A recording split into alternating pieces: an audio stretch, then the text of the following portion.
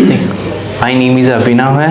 I'm working in Contact Solution Private Limited and my work designation is as CRM. मैं इस company में CRM पे work कर रहा हूँ रेगुलरली, लेकिन मैं आज आपको Salesforce एंड Dynamics CRM के डिफरेंस के बारे में बताऊँगा. फर्स्ट मैं 4 डिफरेंस के बारे में आपको बताऊँगा. First is pricing, second is features, third is features हो गए, कैपेबिलिटीज़ हो गई एंड इंटीग्रेशंस हो गए. ओके एंड फर्स्ट पॉइंट की बात कर लेते हैं प्राइसिंग की. तो सेल्सफोर्स इज ए हाई, मतलब सेल्सफोर्स का CRM महंगा है माइक्रोसॉफ्ट CRM से, बिकॉज स्टार्टिंग सेल्सफोर्स की प्राइसिंग $25 से स्टार्ट हो जाती है लाइसेंस की, बट डायनामिक्स की स्टार्टिंग $50 से होती है. बट सेल्सफोर्स CRM $25 में मतलब बिल्कुल बेसिक ऑब्जेक्ट्स का एक्सेस देता है, बट $50 में डायनामिक्स CRM एक अच्छे सब चीज़ों का एक्सेस देता है, मतलब ऑल और ऑब्जेक्ट्स का एक्सेस देता है इन $50 में. एंड ये सेल्सफोर्स CRM से बहुत सस्ता है, बहुत नहीं मतलब 55% लगभग बोल सकते हो आप कि ये सेल्सफोर्स से 55% लगभग सस्ता है. एंड सेकंड बात करते हैं अपन इसके फीचर्स की.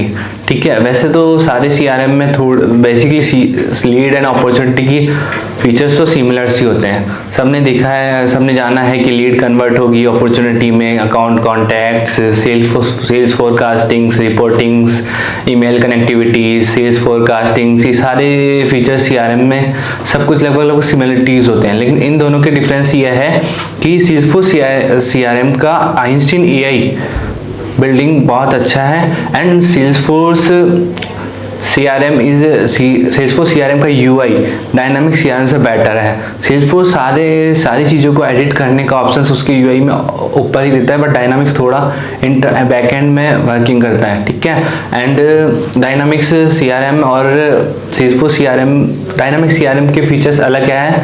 एक तो AI ड्राइव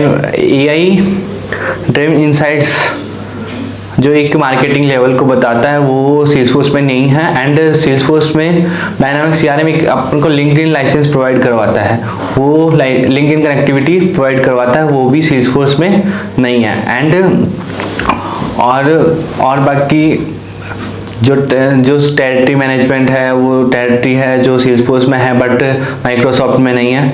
तो ये कुछ डिफरेंस है. और सेल्सफोर्स एक प्लेटफॉर्म डिफरेंस बताता हूँ.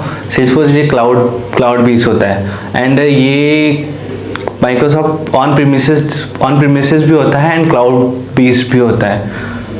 ठीक है, एंड फीचर्स के बाद मैं कैपेबिलिटीज़ की बात करता हूँ. कैपेबिलिटीज़ दोनों में सेम है, बस थोड़े बहुत डिफरेंस है CRM में. फर्स्ट CRM में डिफरेंस ये है कि इसमें लिंक्डइन का लाइसेंस नहीं आता है सेल्सफोर्स में, और ये माइक्रोसॉफ्ट लिंक्डइन के साथ with LinkedIn sales navigator connected with license देता है, उसको MRS का नाम दिया गया, माइक्रोसॉफ्ट रिलेशनशिप सेल्स का नाम दिया जाता है.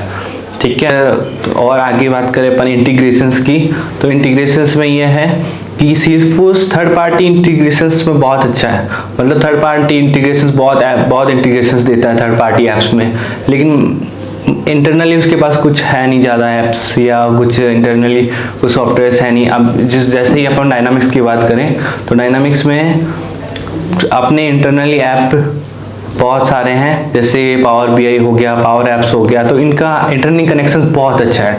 मतलब ये एक जैसे डायनामिक्स CRM में लीड्स होती है, लीड्स या कॉन्टेक्ट या अकाउंट किसी की रिपोर्ट पावर BI से सीधा विजुअलाइजेशन वहीं से कर सकते हो, वहीं से एक्सेस कर सके उसका वहाँ पावर BI में विजुअलाइजेशन करवाना बहुत ईजी है, मतलब बहुत अच्छे से विजुअलाइजेशन करवा सकते हो.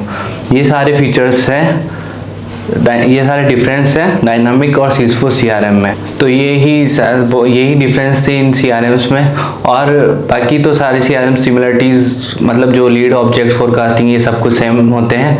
तो thank you for this session.